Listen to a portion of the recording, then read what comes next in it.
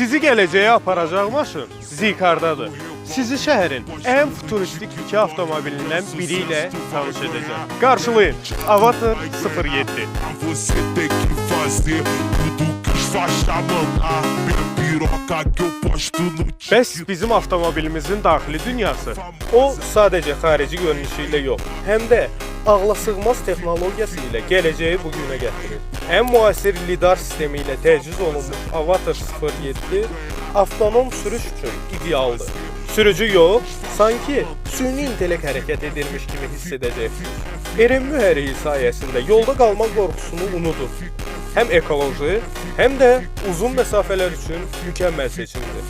20 düyümlü yüngül lehimli alüminium disklər onun idmançı və aqressiv duruşunu tamamlayır. Qapılardakı vakuum, yəni pilisos sistemi isə sizə hər toxunuşda lüks hissini yaşadır. Avatar 07 sifariş verməyə və fərqlənməyə tələsin. Elə indi bizə yazın. ficar famosa. Quer ganhar e